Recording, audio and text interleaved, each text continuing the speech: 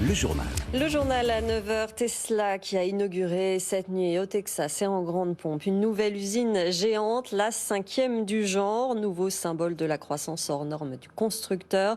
Ces 12 derniers mois, la firme d'Elon Musk a livré plus d'1 million de véhicules. Objectif désormais, augmenter le rythme de production de 50% par an. Crédit Agricole prend une participation de 9,2% dans la troisième plus grande banque d'Italie, Banco BPM. Banco BPM qui explore depuis longtemps la possibilité d'une fusion était déjà entrée en discussion avec Crédit Agricole en 2020. La deuxième banque d'Italie, Unicredit, avait également préparé une offre de rachat sur Banco BPM mais a dû la suspendre lorsque la Russie a envahi l'Ukraine.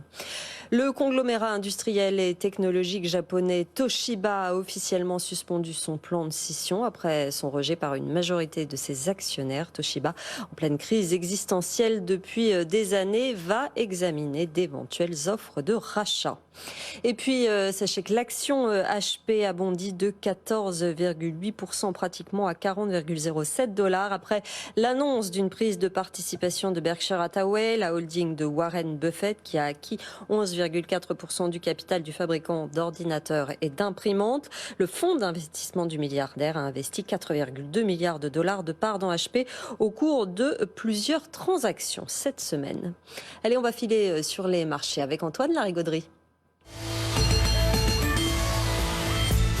Et une belle hausse ce matin, Antoine. Un beau rebond, alors il va falloir le tenir bien évidemment, mais là quand même on garde une sérieuse avance, on est bien au-dessus des 6500 points, 6551, une progression d'1,39%, on était sans doute arrivé à des niveaux intéressants pour revenir au moins à court terme, racheter quelques actions sur les marchés après 2 séances quand même difficiles, suivies d'une troisième où on avait tenté de rebondir sans succès. Donc du coup là on a un petit peu tout qui remonte, notamment les valeurs cycliques, Airbus qui gagne 1,7% à 103,70 €. On a des valeurs de croissance bien orientées aussi. Tiens, avec LVMH, ça aide. Quand LVMH gagne 1,6% à 634 €. On a le luxe dans les valeurs de croissance. On a la techno. Un Capgemini gagne 1,6% à 193,80 €.